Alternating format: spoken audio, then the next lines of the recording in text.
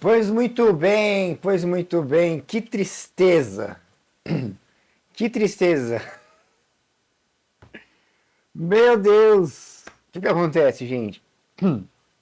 Eu tinha gravado um vídeo, 40 minutos de vídeo, simplesmente o armazenador aqui não permitiu que eu guardasse o arquivo e não, eu perdi o vídeo, então vamos novamente, até porque não vou desistir, né? Não vamos desistir, vamos fazer o conteúdo que eu preciso para vocês. E hoje, como vídeo inaugural do canal Refúgio Eremita, temos esta obra aqui, Almas Mortas, Nikolai Gogol. Nikolai Gogol. Daí você pode me perguntar, mas nossa, logo de cara esse livro, por quê?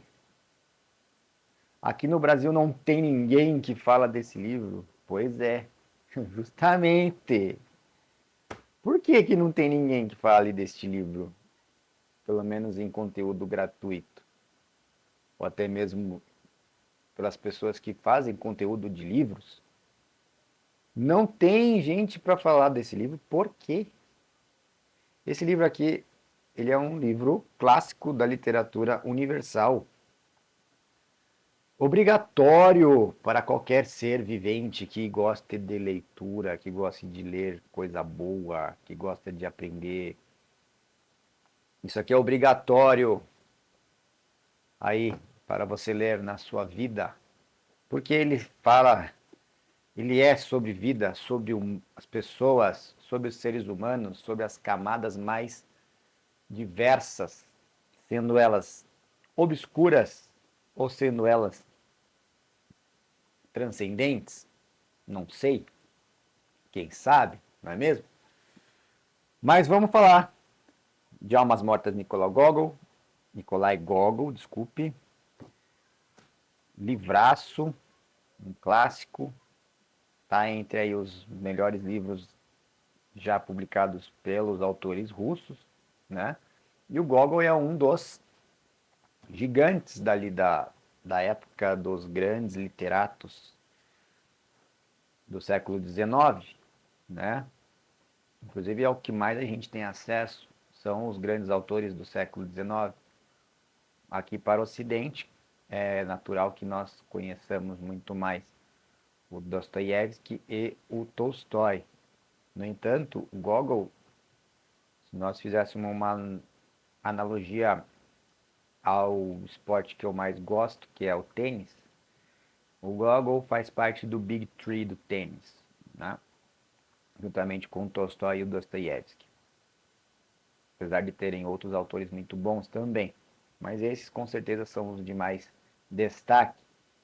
E o Gogol se destaca por quê? Porque ele é diferente. Essa que é o ponto mais interessante. O Gogol ele é muito diferente dos outros em seu estilo de escrita, em a sua o seu tipo de abordagem quando ele quer escrever alguma coisa. Até mesmo pela sua personalidade, que ele era uma pessoa extremamente excêntrica em seu comportamento, em seu modo de vida.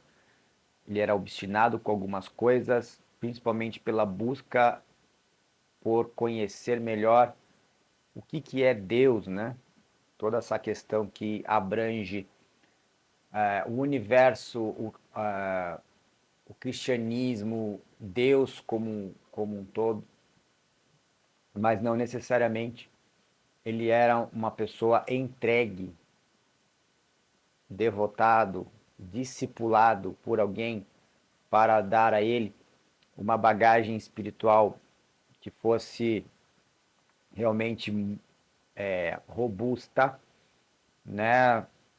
Que de certa forma fizessem com que ele não se perdesse no caminho e sucumbisse no tempo em que ele estava confeccionando essa obra. Porque essa obra, a princípio, ele tinha meio que uma ideia uma ideia que fosse divina, uma iluminação, algo que fosse uma missão transcendental de buscar levar para o papel, para a pena, algo que fosse espetacularmente perfeito. Essa busca pela perfeição e com temática que ele tinha de buscar fazer uma ode ao povo russo em suas diversas nuances, né? Tanto no campo quanto na burguesia, nas suas crenças, nos seus costumes. Era como se fosse uma homenagem que ele tinha para fazer e encarou isso de uma maneira extremamente séria, ao ponto de se cobrar demais e também saber, querer saber o que os outros estavam achando a respeito do que ele estava escrevendo, né? O tempo todo ali, quando lançou esse primeiro volume, inclusive, ele ficou ali, inclusive esse conteúdo está no prólogo e em algumas cartas foram resgatadas para essa edição da editora 34, onde ele ficava perguntando a opinião de todo mundo, o que as pessoas achavam, não unicamente restrito às pessoas que eram especializadas no assunto, né, a crítica literária. Ele queria que todas as pessoas tivessem acesso à sua obra e tivessem as suas convicções, as suas opiniões sobre ela. Colocasse algum tipo de reflexão, algum tipo de apontamento acerca do que ele havia escrito. E ele começou a entrar em uns parafusos assim, sabe? Porque ele foi criando esse cenário, essa história, que nós já vamos entrar nela. Estou dando só um preâmbulo aqui para vocês do contexto, né, da situação a qual ele estava passando enquanto ele desenvolvia esse projeto, que tinha, assim, por finalidade, um projeto de 3 volumes, né, 3 livros, e retratando diferentes pontos ali do povo russo, né? Tendo o povo russo como principal personagem. Aí, dentro dessa ideia de personagem, o Gogol começou a realmente mergulhar e entrar até mesmo num processo de catarse pessoal, porque conforme ele ia escrevendo a obra, ele começou a perceber que muitas das coisas que ele tinha dúvida, até nessa busca dele por entender o divino, o transcendente, entender a Deus em sua magnitude, de maneira racional, isso acabou afetando ele de uma maneira tão forte que realmente ele acabou entrando nesse processo de catarse pessoal e refletiu muito nos personagens que ele criou nesse livro aqui, né? E esse livro, primeiro, ele trata de uma parte mais difícil uma- dos questionamentos dele mesmo e colocando em cada personagem personalidades variadas, comportamentos variados do que o povo russo vivia. Qual era a base, o modus operandi, né, o modus vivendi, né, vamos dizer assim, do povo russo na época, que era dotado de coisas efêmeras. Essa que é a verdade. Todo mundo vivia de aparência.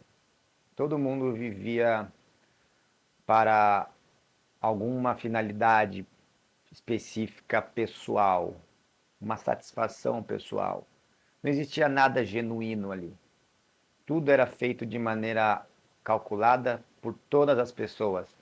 Ninguém ali tinha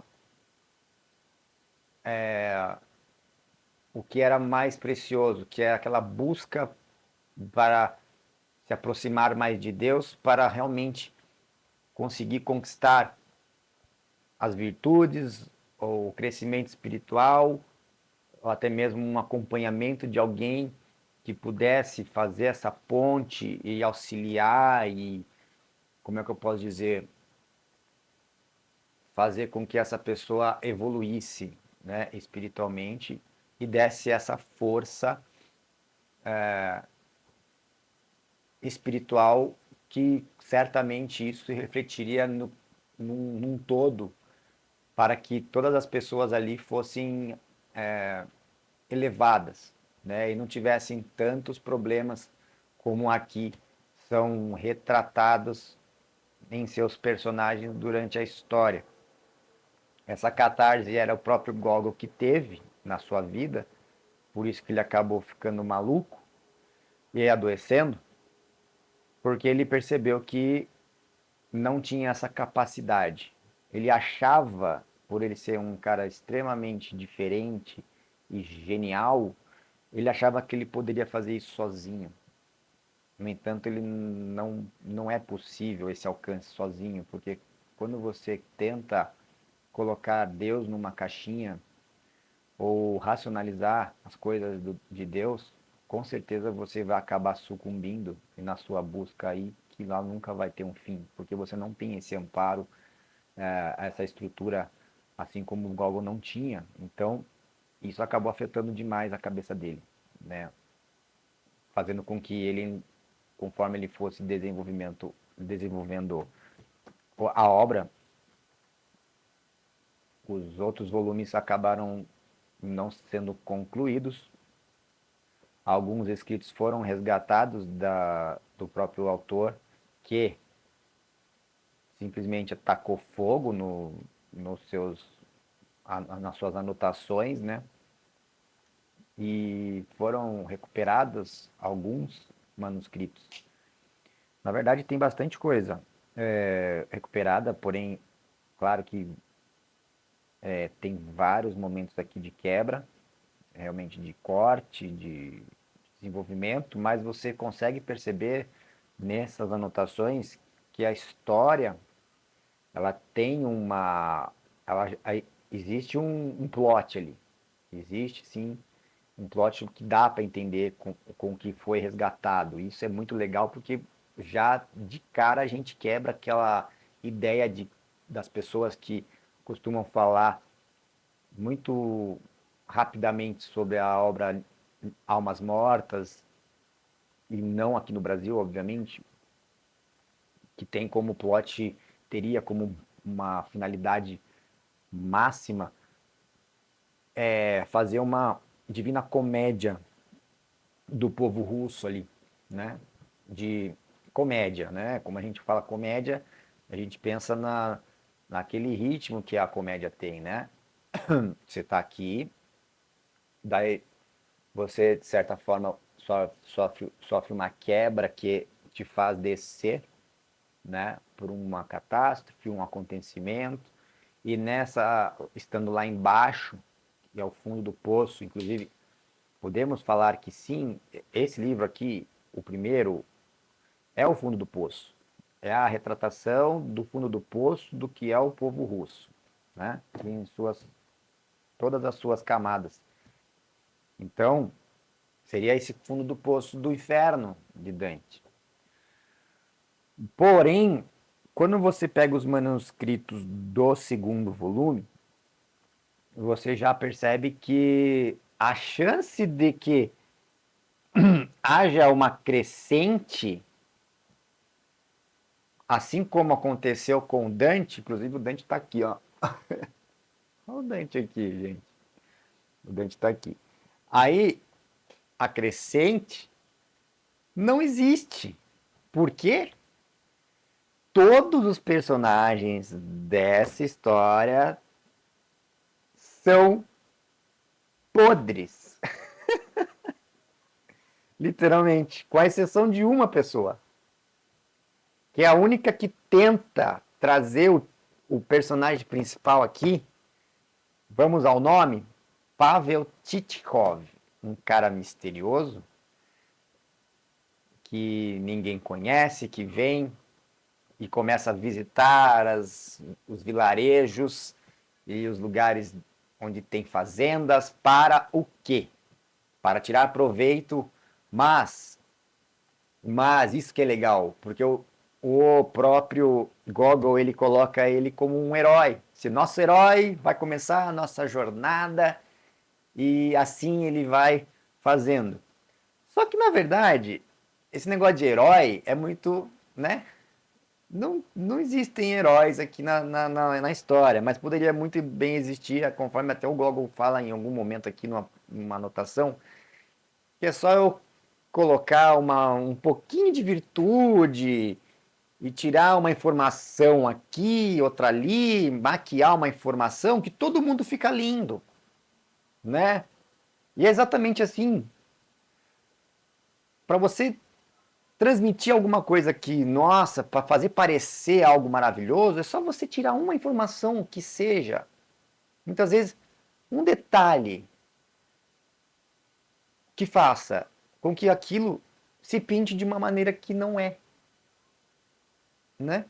Ou seja, o cara que na verdade é péssimo, o cara é podre, o cara vira um herói apenas por um detalhe que você possa ou inventar ou extrair uma informação. Porque na história aqui, o Titkov ele vai passear pelas vilarejos em busca de alguma coisa levar vantagem. E qual é a vantagem que ele queria aqui no livro? Ele quer comprar pessoas que serviam a esses senhores de terras que haviam falecido. Ele quer comprar essas pessoas que lá na Rússia eles eram tratados como almas. Os camponeses, os mujiks que trabalhavam nas fazendas, eles referiam a essas pessoas como almas. Ah, quantas almas você tem? Ah, o senhor tal tem 300 almas. Ou seja, pessoas que trabalhavam ali. Essas pessoas elas tinham ali os seus afazeres, tinham as suas moradias, era trabalho forçado, era, mas não era aquela coisa que nem escravo, porque os senhores ali eles davam toda aquela coisa do todo o subsídio para que ela subsistisse, a moradia, o dia de folga, entendeu? Morava com a família. Então existia ali todo um sistema que funcionava para aquele molde ali da época, né? E essas pessoas, quem tinha mais, obviamente, de certa forma, era mais poderoso, né? Só que a Rússia, ela tinha um regime de controle tributário, de recenseamento, né? E a cada 10 anos havia um recenseamento russo para contar quantas pessoas existiam no país, né? Na região. E também contar nesses senhores de terras quantas pessoas trabalhavam ali, quantas pessoas aquela pessoa tinha a seu serviço, né? E esse censo era feito a cada 10 anos. Porém, 10 anos é muita coisa, se a gente for parar para pensar. Até porque é bem difícil você fazer um recenseamento, principalmente à época, né? Num lugar onde é totalmente inóspito. A Rússia ela não tinha nada, gente. Se você parar para pensar visualmente, Rússia é uma estepe de gelo, entende? Então não tinha muita coisa. Então imagina a dificuldade que é você fazer um recenseamento, né? Então demorava 10 anos para fazer. E nesses 10 anos, com certeza, algumas dessas almas acabavam morrendo. Porém,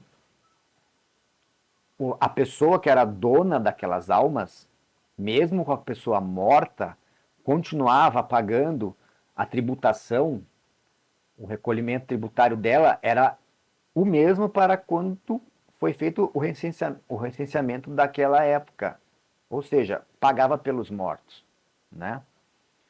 E o Titikov, muito espertamente, ele ganhou a simpatia de todo mundo, porque ele era bem vistoso, um cara carismático, tinha uma pompa, aparentava ser um cara nobre, burguês. Então aí também tem a questão do encanto com a mulherada, que as mulheradas ficavam tudo de olho nele para querer achar que ele era um partidão, né? Ali no meio e os caras também, os caras achavam que o cara era bom, só que eles tinham um pouco de inveja, entendeu? Alguns caras falaram, pô, esse cara aí chegou, né? Então existia todo um jogo de interesse. E o Titikov, com certeza, interessado, ele quis fazer o quê? Ele chegava nessas pessoas e ganhava a confiança delas e num determinado momento das conversas, ele perguntava, né, quantas almas a pessoa possuía, se quantas almas eram vivas e quantas haviam morrido. E aí ele vinha com a proposta indecente, né? E aí, me vende essas almas mortas? Por quanto você me vende? Aí, claro, ele vai querer pegar praticamente a preço de nada. Então aí entra toda uma questão da ganância, entra um conflito das pessoas, cada pessoa tem uma personalidade ali dentro. Existem momentos engraçadíssimos ali que o Titkov trata com os personagens. Tem um cara lá, que é o Sobakevich, que é maravilhoso. Tipo, é muito engraçado o jeito que o próprio Gogol descreve o Sobakevich, enfim. E aí tem a mulher que é sem noção, que ela é extremamente avarenta, desconfiada, chata. Tem o cara que é o mentiroso quanto mais, o cara que só vive a vida pra pândega, né? Pra boemia, pra loucura de ficar vivendo, gastando tudo em jogo, bebendo, festa, mentiroso, contumaz. O cara não sabia viver uma verdade, daí o cara até tinha essa fama ali no meio das coisas. Então ele era. Existem vários personagens aqui. Nós até anotamos os nomes aqui, sabe? O Manilov, que é o cara melindroso, que é um dos primeiros que ele chega ali e conversa com o Manilov, que até acolhe ele, tipo, gosta, mas aí tem a Korobotka, que é uma mulher insuportável, que o próprio Titkov, na hora que ele tá convencendo ela ali, tentando oferecer as coisas e tal, a mulher é tão chata, é muito engraçado, porque ele fica assim, meu Deus, eu vou desistir dessa mulher, de tão insuportável que ela é, não quero mais dar o golpe nela, sabe assim, não quero mais. Mas o que aparenta não é nem golpe, né? Porque as pessoas acham que ele está fazendo uma boa ação. Porque ele vem com aquele argumento de: nossa, olha, pensa bem comigo. Por que você vai ficar pagando aí por uma pessoa que você não tem, que já morreu? Eu vou te isentar. Eu vou te isentar desse tributo. Manda para mim, me passa. Aí você paga menos tributo no próximo e eu assumo essa dívida. Só que, claro, né? A dívida praticamente zero, porque ele vai negociando ali, praticamente vai pagando quase nada pelas almas mortas. Só que é tudo registradinho, cartório, entendeu? Tudo é bonitinho, feito na melhor da burocracia ali russa na época, entendeu? Porque era tudo muito burocrático. Então, nesse ponto, o que acontece? Quem tem mais, aparentemente, tem mais poder. Então, o que o Titkov faz? Ele consegue bastantes almas no decorrer dessa história, com os contatos que ele consegue ter, certo? Tudo transferido para o nome dele e sem a carga de ter essas almas. Mas, perante a sociedade, no status escriturado, o cara tava rico, meu. Então todo mundo acha que o cara tinha muita grana, poderosíssimo. Mas na verdade o cara era é o herói, né? Porque de certa forma ele fica como herói porque ele ajuda as pessoas. Mas aí o que acontece?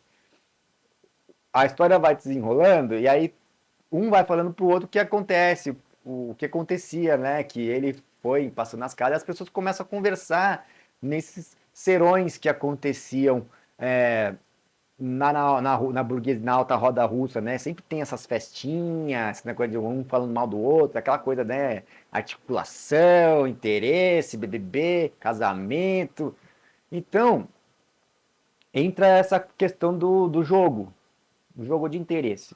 Aí o fulano de tal fala, daí como são pessoas que ali têm influência no Estado, a maioria, todo mundo na Rússia ali, praticamente 100%, era tudo servidor do Estado. A maioria dessas pessoas trabalhavam para o Estado. E mais para frente a gente passa a descobrir também que o Titkov, ele trabalhava para o Estado, né? Ele é a parte de fiscal, né? Ele é como se fosse o fiscal da Receita. Ele mexia com a parte de Receita, né? Aduaneira, né? A parada que mexe com finanças, com a Receita e tal.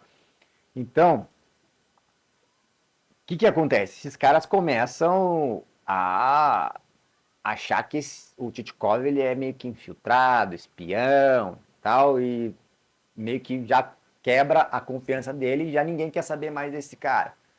Eu estou resumindo muito assim a história, gente, porque eu não quero que vocês deixem de ler por conta de um vídeo aqui de meia hora que seja, entende? Não dá para falar desse livro em meia hora, impossível, porque ele tem muitas coisas para serem ditas. Não é aquele livro raso, não é aquele livro superficial, apesar do plot da história ser básico, entende? Aí tem a questão da mulher, né? A mulher fazendo as coisas que é peculiar da mulher na situação ali, que é ficar batendo papinho pra cá, pra pá, pá, pá, pá, pá, conversinha. E acontece o quê? Só voltando um pouco, no começo do livro, existe um choque das Kaleches, que é onde o Titkov viajava, que é a carroça dele, a charrete dele, a Kalesh. Kalesh. Tem vários tipos de carruagens ali na Rússia. Tem troika, tem Kalesh, tem a própria carruagem maior, enfim. Titkov tinha a sua Kalesh, que era bem bonita, luxuosa, bem arrumada. E nesse trajeto, eles pegam ali um tempo ruim, um mau tempo pesado mesmo, que a visibilidade fica ruim, lama, enfim. E eles acabam batendo, colidindo com uma outra caleche. E aí essas caleches tombam, aí o próprio o Selifan, que é é o cocheiro dele, né, acaba ali se atrapalhando, enfim, eles têm uma treta assim, e acontece que ele vê na outra caleche uma garota. E ele fica encantado na garota. Ele fica hipnotizado na garota.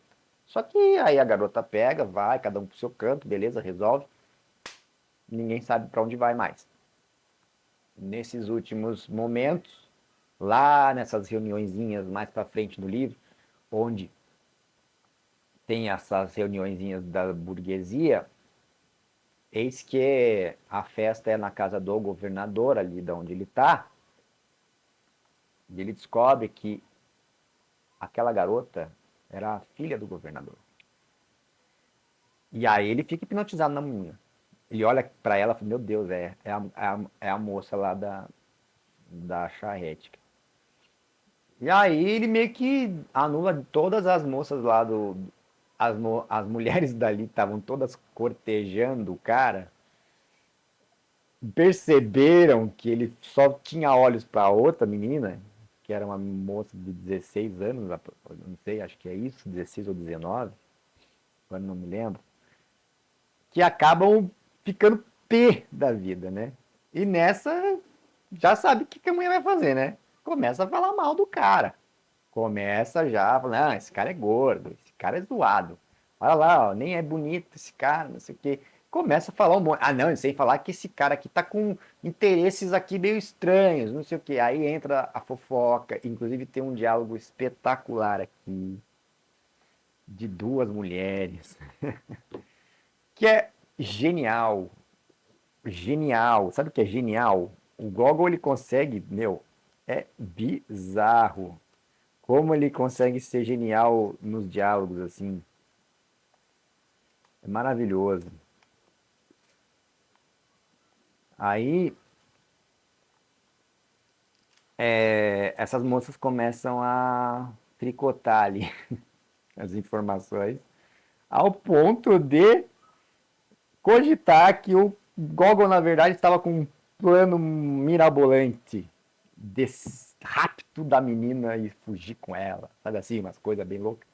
Enquanto que do outro lado, na roda dos caras, ele já estava, como eu já tinha comentado, eles estavam achando que o Titkov estava como um espião ali para pegar os podres da galera. Porque estava todo mundo ali de rabo sujo, sabe? Não tinha um ali para falar, não, esse aqui tem salvação. Não, todo mundo é podre. E essa podridão retratada nos personagens pelo Gogol aqui nada mais é do que um reflexo da própria camada das questões existenciais que o Gogol vinha enfrentando e acabou refletindo nessa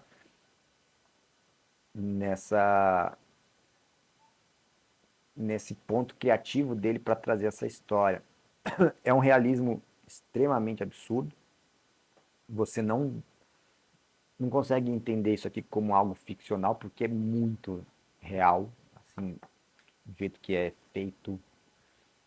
Parece que os personagens de fato existem e não é difícil você detectar nuances e personagens assim na nossa vida. Não é difícil, é realmente extremamente possível. Por ser isso muito possível que eu falo que é um livro que traz muitas camadas e depende também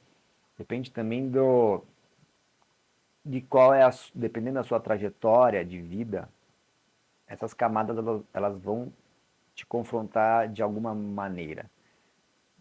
Sempre eu penso que vai ser diferente para cada pessoa, mas a essência ela tá lá, né? E o que o Gogol conseguiu jogar para cá é fantástico. Só para a gente concluir, porque eu não vou me alongar muito, até porque essa catarse, inclusive nossa, quando a gente lê isso aqui, ela precisa ser lida por vocês, tá? Não deixem de ler esse livro. É um desafio enorme, mas é divertidíssimo e é muito simples de ler. Leia, é fácil, é muito bem escrito, é satírico, é engraçado. Poderia até eu ler uns textos com vocês aqui. Será que dá? Vamos ler só um pedacinho da descrição que ele faz do Sobakevich, que é maravilhoso, gente. Não, veja bem, vamos ler só esse trecho para vocês terem uma ideia do que é o senso de humor do Gogol. Como ele era diferente, é esse que realmente dava uma destoada do perfil dos outros autores russos, né? Porque ele era extremamente excêntrico, até para fazer analogias, comparações, metáforas, enfim. Veja bem aqui, tem um trechinho na página 103 que ele faz a descrição física do Sobakevich, um dos caras que era dono de terra que ele foi visitar para tentar comprar a alma morta, né? Quando Titkov observou Sobakevich com o canto dos olhos, dessa vez ele lhe pareceu absolutamente semelhante a um urso de estatura mediana. Para coroar a semelhança, seu fraque era de cor perfeitamente ursina. Mangas compridas, calças compridas, ele pisava com as patas enviesadas, uma para cada lado e, descuidado, pisava nos pés dos outros. Tinha o rosto cor de brasa, fogoso, como uma moeda de cobre de 5 kopecks. É sabido que existem no mundo muitos rostos desse tipo, e cuja confecção a natureza não se esmerou em demorados caprichos. Não utilizou instrumentos delicados como limas, arrumas e outros da mesma espécie, mas se limitou a talhar com toda a força dos ombros. Bateu com o machado uma vez e fez-se o nariz. Bateu outra vez, saíram-se os beiços. com o machado uma vez e perfurou os olhos. E, sem passar a lixa, soltou-o no mundo, dizendo: vive. Então, percebe como o cara era genial, né? É muito bom. É muito bom. Parece nem que ele está escrevendo, parece que ele está descrevendo, né? É muito legal. Vale muito a pena, gente, vocês lerem o Almas Mortas, né? Um livraço. No segundo volume há uma tentativa, sim, de fazer com que o Titkov se arrependa dos maus feitos que ele faz, da toda a vilanice dele, a maldade. Porque sim, ao final a gente vai perceber que o Titkov nada mais é do que um baita de um desgraçado. O cara era mal mesmo na sua essência, na sua origem. Ali é descrevido a origem dele, uma pequena biografia, né? A gente percebe que esse cara não tem como ser salvo de nada, porque a essência dele é totalmente maléfica, no sentido de sujo, né?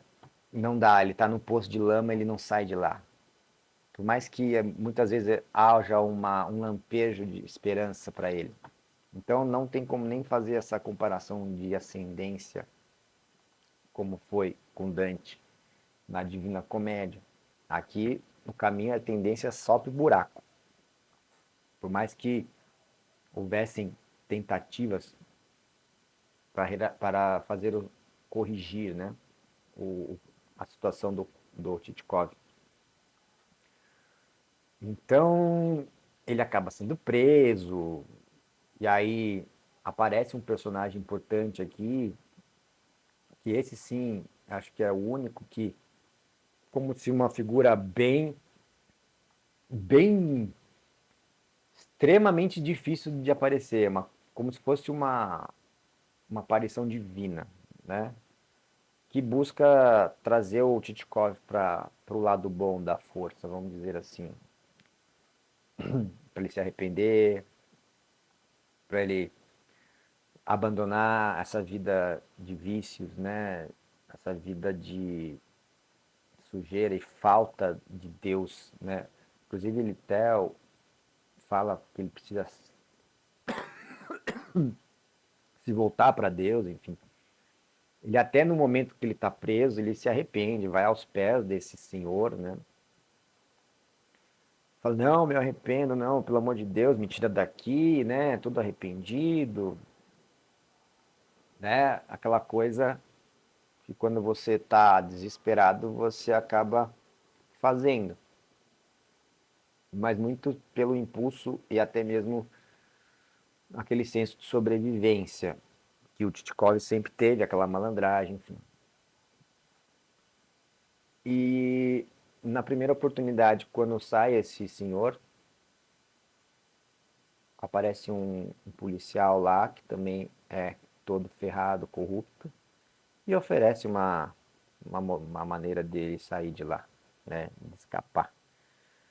E pronto, já toda aquela cena de arrependimento já não existe mais, porque ele prefere continuar na sua trajetória de perdido, né? E acata, para se livrar, a, ao que foi orientado pelo policial. Então, ou seja, ele não tem salvação, né? Ele não tem como ser resgatado dessa situação. Claro que o livro ele é muito mais detalhado em várias coisas, né? E eu recomendo a vocês a lerem Almas Mortas, que a gente pode concluir que, na verdade, né, as almas mortas, elas não são aquelas almas de camponeses que morreram, né? Na verdade, as almas mortas são todas aquelas pessoas que participaram desse esquema. Todos os personagens que ali estiveram e foram cúmplices daquilo e levavam uma vida extremamente sem virtude, uma vida podre, vida de falsidade, vida de aparência, vida de interesses, vida de corrupção, tanto material quanto espiritual. E o livro ele é espetacular, né? Recomendo demais. Eu acho que, inclusive, em algum momento da minha vida eu vou reler esse livro, porque ele realmente ele é digno de releitura, né? O desafio é esse. Talvez eu seja a única pessoa que falou desse livro em canal aberto, sem que seja plataforma de conteúdo pago, né? Inclusive eu recomendo a plataforma de onde eu tive a referência desse livro, foi a Sigma 3, que é a escola do Fernando Melo, do canal Comunicação e Política aqui do YouTube. E lá, sim, ali a aula dele tem praticamente 4 aulas só falando sobre Rússia e almas mortas. Então aí dá para trazer muito mais detalhes, né, do que esse vídeo aqui de YouTube, né? Mas enfim, recomendo para quem quer buscar aí um crescimento intelectual, com certeza é uma escola excelente. E aqui eu consigo também, de alguma maneira, que eu possa instigá-los, incitá-los a também a desenvolver esse hábito maravilhoso que é o hábito da leitura, principalmente da leitura de bons livros. Bons livros. Isso é importante. E aqui eu posso ajudá-los. Se vocês tiverem alguma dúvida, pode digitar aqui no campo de comentários. Dê um joinha aí para fortalecer a gente. Siga nas redes sociais. Esse é um vídeo primeiro, então conforme for passando e nós ganharmos experiência, tenho certeza que a gente vai conseguir até otimizar o tempo dos vídeos. Mas é que esse vídeo realmente é desafiador e ele merece até mais tempo do que o que a gente levou para fazer esse vídeo aqui. Beleza? Então é isso. Um grande abraço. Leiam Almas Mortas e me contem o que vocês acharam. Vamos conversar sobre esse livro. Beleza? Um abraço. Tchau, tchau.